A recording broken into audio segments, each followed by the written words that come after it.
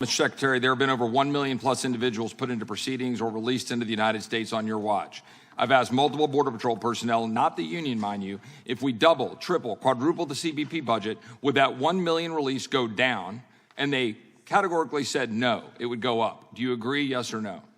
I'm not sure I understand your question, Congressman. With the number of people being released in the United States under current law, would it go down no matter how much you increased your budget? And it would not, as they said. Do you agree, yes or no? Congressman, if I understand your question correctly, when individuals are in the United States and they make a claim for asylum, so the number would not go down is the answer, right? Yes or no? That's what they said, and I think you just answered it. It would not go down. The only plan that you offer, the plan you just offered, is to process aliens faster and encourage more to come. We know that to be true. I know it's true. You know it's true. Cartels know it's true, and people around the world know it's true, and that's why people are coming. That is false. It's not false. Yes, it is. The entirety of your plan says that. The Secure Offense Act of 2006 says what? That the Secretary of Homeland Security shall take all actions the Secretary determines necessary to achieve and maintain operational control over the entire international land and maritime borders. Will you testify under oath right now? Do we have operational control, yes or no? Yes, we do. And we have operational control of the borders. Yes, we do. And Congressman, we are working to... Listen what operational control defined. In this section, the term operational control means the prevention of all unlawful entries into the United States, including entries by terrorists, other unlawful aliens, instruments of terrorism, narcotics, and other contraband. Do you stand behind your testimony that we have operational control in light of this definition? I do, and Congressman, I think the Secretary of Homeland Security would have said the same thing in 2020 and in 2019. No, the Secretary would have at least had a basis for saying that we have some sort of control of the border. But the fact is, we currently have people flowing across the border, including dangerous narcotics and dangerous members of terrorists, which your own agency sent a letter to my office after 8 months. We sent a letter saying there are 42 people on the terrorist watch list that are in the United States, which you just said to Mr. Jordan, you don't even know where the hell they are. And that's what you're saying is operational control, including entries by terrorists and unlawful aliens? It's not. It's not operational control. Mr. Secretary, let me ask you a question. When we're looking ahead and we're talking about asylum, okay? Here, if the officer determines at the time of the interview that an alien has a credible fear of persecution, the alien shall be detained for further consideration. Mandatory detention. Any alien subject to the procedure under this clause shall be detained, pending a final determination of credible fear of persecution. Is everyone being detained? Yes or no?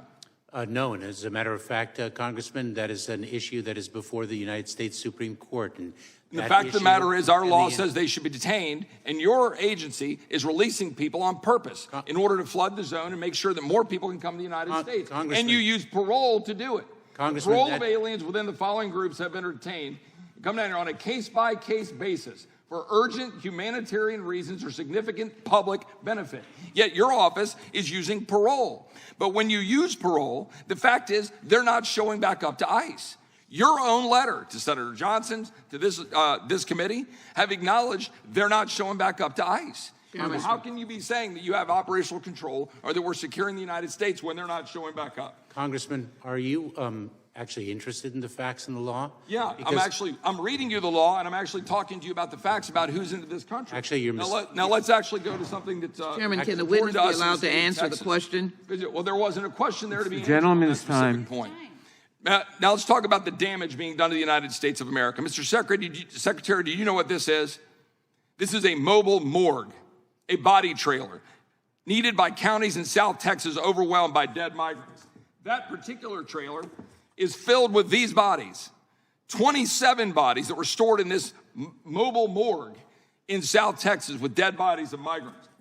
Dead bodies like this one found on a ranch just 3 weeks ago in South Texas, a dead migrant. Somehow that's compassion. How about the dead bodies found by migrants? Compassion. How about the ranchers who had to walk out of their door, and this is what they faced, gentlemen with rocks threatening a rancher in South Texas, only able to be saved when they were able to bring their dogs out to scare the people away in order to save themselves. Or the fact that you've got houses being attacked, you've got livestock dead on the side because we've got ranches wide open. How about the little girl here with a brand on her arm? A little girl with a brand on her arm because of your policies. A little girl here in the desert found by ranchers trying to save their life. And how about the lost voices for people dying from fentanyl? The tens of thousands of Americans dying from fentanyl. Faces of Americans faces of Americans across this country dying because of fentanyl pouring into our country. Time of the gentleman has expired. You know full well. The time of the gentleman has cartels, expired, Ms. encouraging people to come here, harming Texas and harming this country. Time of you know it, and you're ignoring the the time actual of truth. the